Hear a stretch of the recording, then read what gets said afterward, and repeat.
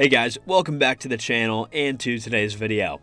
Tanking has become more of an open topic in today's game, and in today's video, we're going to be talking about the NBA teams who have tanked successfully.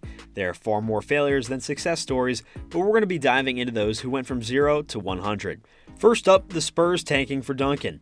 The first one might be the best tank job ever. Teams usually don't go from 59-23 the previous season to 17-65 without having something behind it. In the 1996-97 season, the Spurs tanked for Tim Duncan. This was because their best player at the time, the Admiral David Robinson, was only able to play 6 games during the whole season.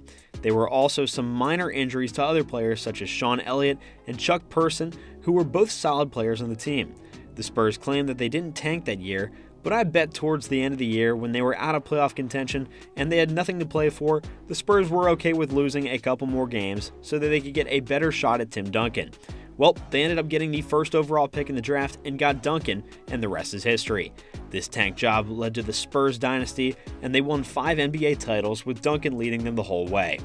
At number 2, the Sixers process. The next group is still looking to make it out of the second round, but you can still say that their tanking was successful. This was Sam Hinkie's second time going through a huge tank, as he did it once before with the Supersonics.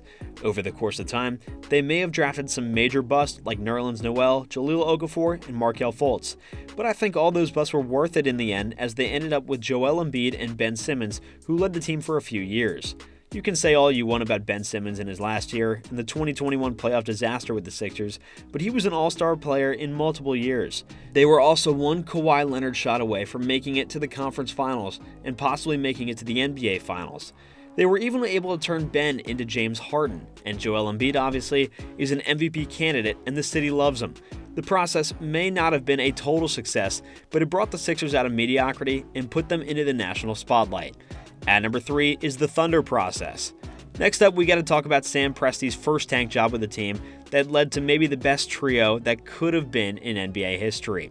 The Supersonics were awful in 2006 through 2007 because of the injuries to their star players Ray Allen and Rashard Lewis, which resulted in them getting the second overall pick and the start of their tank. Part of this tank was also in order to lower attendance so that the team could move to OKC. This worked, as the 2007-2008 season was their last in Seattle as they tanked again. This time they were able to get a 4th overall pick and selected Russell Westbrook, and they even got a late first-round steal with Serge Ibaka at 24. That's not all, as they tanked again, this time landing the 3rd overall pick and selecting Arizona State guard James Harden. In just a couple of years, they went from struggling in Seattle to having 3 future MVPs on their team. Next up is the Cavaliers LeBron tank. Now, our last successful tank was the Cavaliers 2002-2003 tank for LeBron James. The Cavs knew they were going to be awful that year, and it was their most talked about player coming into the draft ever, LeBron, who also happened to be from Akron, so the fit would be perfect. The team that the Cavs put together during that year almost didn't resemble an NBA team. Their leading scorer was Ricky Davis, so let's just say that if your team's leading scorer is Ricky Davis, you aren't really going anywhere. The Cavs ended off the season with a 17-65 record, which was good for the worst record in the league, and they shared with the Nuggets. They did end up getting the 1st overall pick, which they used on the chosen one in LeBron James. But even if they didn't get that 1st overall pick, they would have had other options that turn into NBA stars, such as Dwayne Wade, Chris Bosh, and Carmelo Anthony. Well guys, that's going to do it for today's video, so thank you all so much for tuning in. Which tank job do you guys think was the absolute best? Obviously, tanking isn't anything to be proud of, but when it results in a star player, you can't really complain. Let us know all your opinions in the comment section down below. Also, don't forget to leave the video with a like and subscribe to the channel for more content just like this.